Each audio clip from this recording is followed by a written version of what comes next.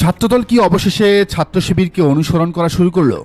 নিজেদের চিরাচরিত রাজনৈতিক সংস্কৃতি থেকে বের হওয়ার চেষ্টা চালাচ্ছেন শীর্ষ নেতারা?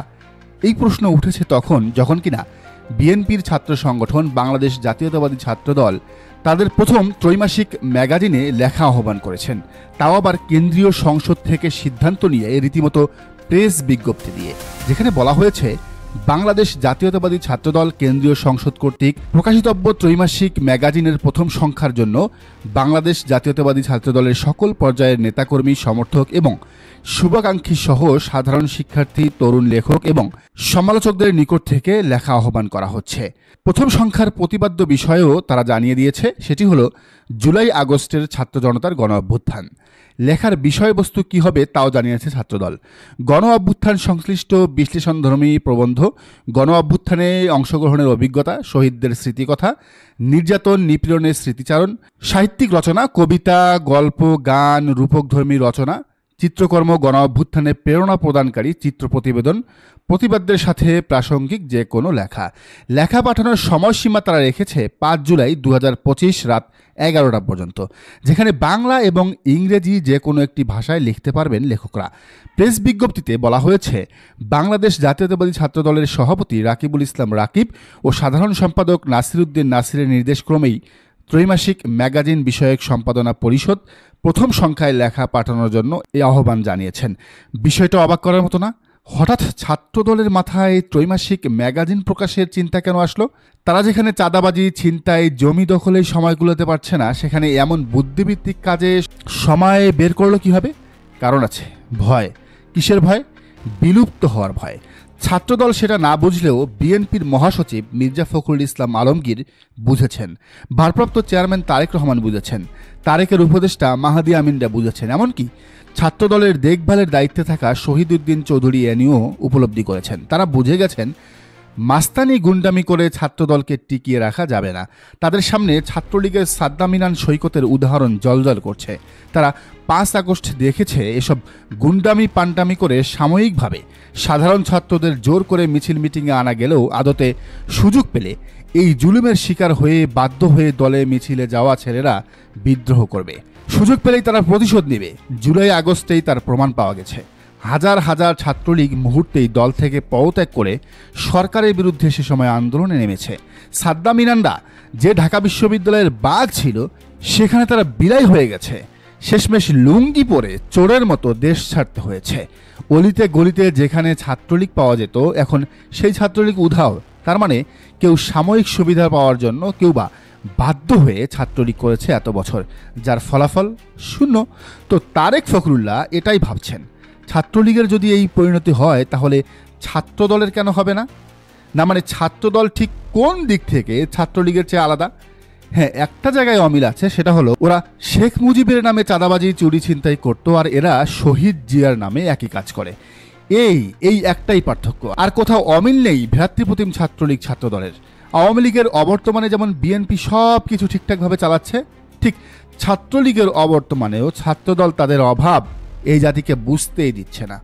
তো এভাবে চলতে থাকলে তো হবে না। এভাবে চললে একসময় ছাত্রদল করার মতো ছাত্রই পাওয়া যাবে না।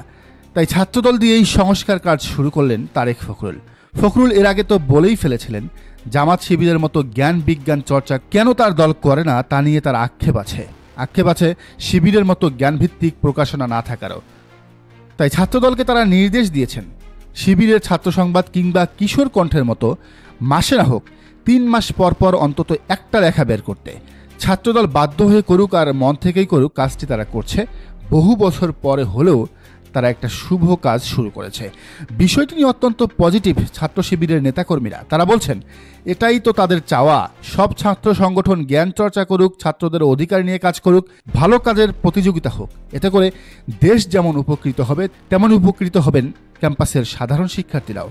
এদিকে এরই মধ্যে জগন্নাথ বিশ্ববিদ্যালয়ে রাজনৈতিক সৌহার্দ্যের এক অনন্য নজির স্থাপন করেছে শিবির, ছাত্রদল, বিএনপি আর জামাত। গতকালের সেই ঘটনাটি এখন সামাজিক যোগাযোগ মাধ্যমে ভাইরাল। চলুন জেনে আসি কি ঘটেছিল সেখানে।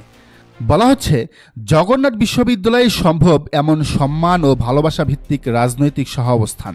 গতকাল জগন্নাথ বিশ্ববিদ্যালয় সাংবাদিক সমিতির অনুষ্ঠানে এক চমৎকার দৃশ্যের অবতারণা হয়। প্রথমেই সমিতির কার্যালয়ে আসেন বাংলাদেশ ইসলামী ছাত্র শিবিরের সাবেক সভাপতি ও জামাতে ইসলামী ঢাকা মহানগর দক্ষিণের সাধারণ সম্পাদক শফিকুল ইসলাম মাসুদ। তখন অফিস রুমটি ছিল কানায় কানায় পূর্ণ। কিছুক্ষণ পর সেখানে প্রবেশ করেন বিএনপির শহীদ উদ্দিন চৌধুরী এনি। রুমে উপস্থিত অনেকে তখন চিন্তিত হয়ে পড়েন, কাকে কোথায় বসানো হবে, পরিস্থিতি স্বাভাবিক থাকবে তো? কিন্তু সকল শঙ্কা নিমিষেই কেটে যায়। এনি সাহেব রুমে প্রবেশ করতেই শফিকুল ইসলাম মাসুদ নিজ আসন থেকে উঠে দাঁড়িয়ে তাকে সেই আসনে বসান, বিনয়ের সঙ্গে অভ্যর্থনা জানান।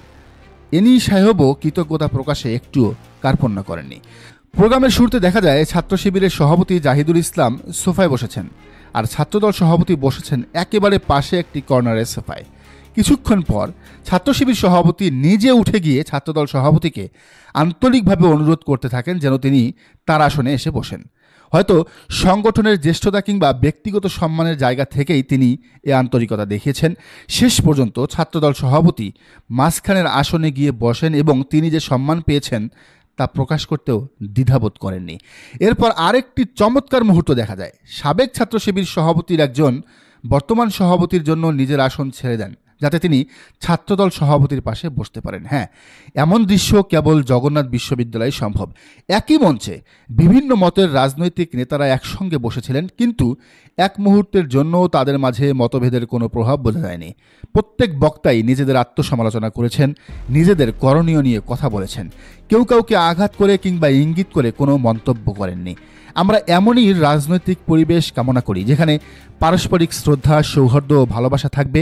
জগন্নাথ বিশ্ববিদ্যালয় যে দৃষ্টান্ত স্থাপন করেছে সেই মূল্যবোধ ছড়িয়ে পড়ুক দেশের প্রতিটি প্রান্তে। দর্শক, বাংলাদেশ জাতীয়তাবাদী দল বিএনপি এবং তাদের ছাত্র সংগঠন ছাত্র দলের কিছু নেতা আছেন যারা জামাত আর শিবিরের মতোই মানসিকতা লালন করেন, কিন্তু সমস্যা হলো তাদের বেশিরভাগ নেতা নেত্রীরাই মনে বিদ্বেষের চাষাবাদ করেন। তাই দেশে কোনোভাবেই গড়ে উঠছে না সুষ্ঠু রাজনৈতিক কালচার।